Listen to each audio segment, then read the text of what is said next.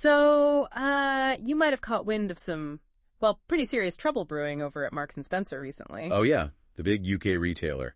Saw the headlines, issues with online orders, payment systems acting up in stores. Exactly. And M&S, I mean, they're a giant, aren't they? We're talking 64,000 employees, something like 1,400 stores dotted around the globe. Mm-hmm. Food, clothes, home stuff, the works, and huge revenue, right? About 13 billion pounds last year, FTSE 100 listed. Yeah. So yeah, any kind of disruption there is definitely big news. Right. But what's really interesting is how the story has developed. Those first reports mentioned a cyber incident, which is pretty vague. Yeah, standard corporate language sometimes when things go wrong.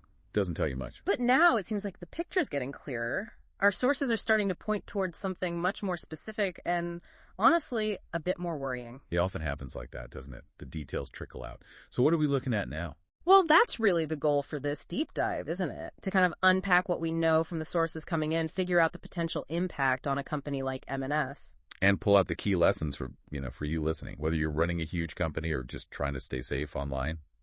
Exactly. So the main development, the thing everyone's starting to agree on, it looks like M&S got hit by ransomware. Ransomware. Okay, that definitely escalates things beyond a simple IT glitch. It certainly does. And it might not be just any ransomware attack. The investigation seems to be zeroing in on a specific group. They're called Scattered Spider. Scattered Spider. Okay, I've heard that name. They go by a few others too, don't they? Yeah, quite a few aliases, actually. Like Octo Tempest, Zero Kate Appa, Star Fraud, UNC 3944, Scatter Swine, Muddled Libra, lots of names. Right. That sometimes suggests it's maybe not one single tightly organized gang, but more a label for groups using similar tactics. That seems to be the idea. So these Scattered Spider actors, how do they typically operate? How do they, get their foot in the door? Well, their playbook often leans heavily on the human element and exploiting security gaps. Think social engineering, tricking people. Like calling up, pretending to be IT support. Exactly. Or sophisticated phishing emails. They're also known for MFA bombing. That's the multi-factor authentication fatigue thing, right? Where they just spam you with login approval requests. Precisely. They hope you'll just hit approve by mistake or out of frustration. Another one is SIM swapping. Ooh, taking over someone's phone number. That sounds nasty. It is. Because if they control your phone number, they can intercept things like SMS security codes, bypassing that layer of MFA. So pretty targeted and exploiting common security measures. Who are these people, though? Is it like a movie? Some shadowy organization? Well, the picture our sources paint is interesting. That's less formal hierarchy, more like, well, the name Scattered Spider is often a classification based on how they attack. Okay. The individuals involved, often described as younger English-speaking. Some reports even suggest people as young as 16 being involved. 16? Wow, that's quite something. Where do they hang out?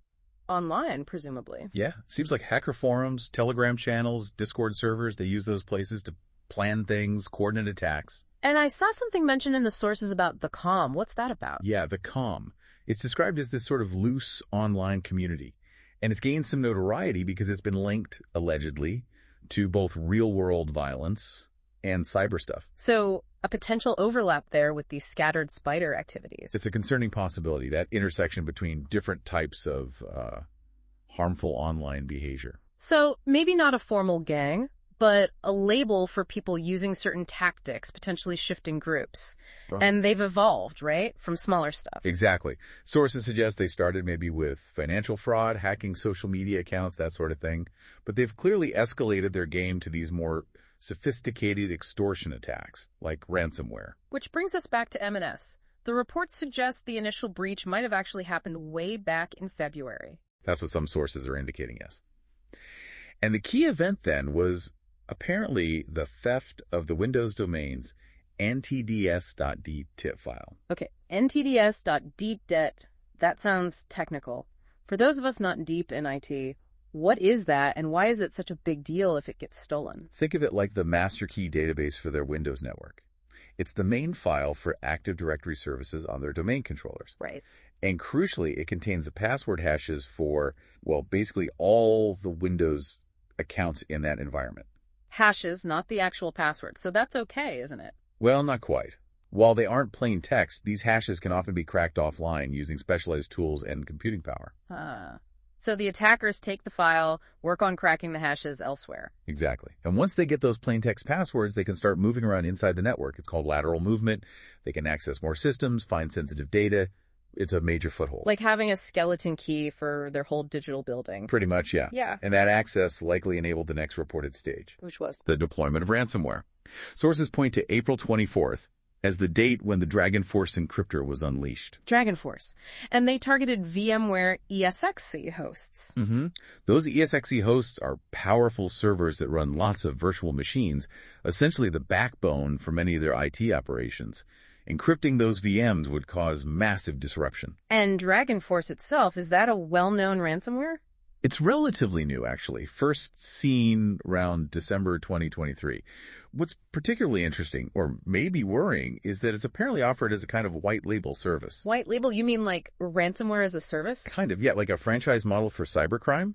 Other criminal teams can basically license the DragonForce ransomware and infrastructure to carry out their own attacks. That just makes it easier for more criminals to get involved. Grim. But surely law enforcement is onto groups like Scattered Spider. Oh, definitely. There's been increasing focus, absolutely. Arrests have been reported over the last couple of years. U.S., U.K., Spain. So they are catching some people. They are. But the challenge is that these groups can be quite fluid, decentralized, always changing tactics. It makes them a slippery target to completely shut down. Okay, so let's get down to brass tacks then. What's the actual real-world damage been for M&S? It sounds like more than just their website being down for a bit. Oh, much more. As we mentioned, online orders via the website and the app were suspended. You still see the message on their site. We have paused online orders. Stores are open, but browsing online is all you can do for purchasing. That's a huge chunk of their business right there. Massive. And it wasn't just online. We heard reports of contactless payments being disrupted in stores. Click and collect orders too. So it hits their physical stores as well. Any idea about orders already placed? Delays, yeah. Reports of delays in getting online orders delivered. It creates this ripple effect through their logistics. Makes sense. And they've had to shut other things down too. Seems so.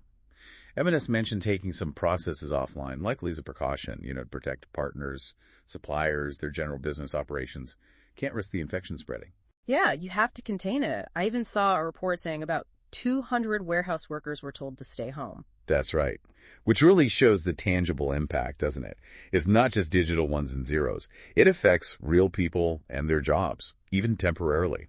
So how's M&S handling this publicly? What are they saying? Well, they did confirm it was a cyber attack.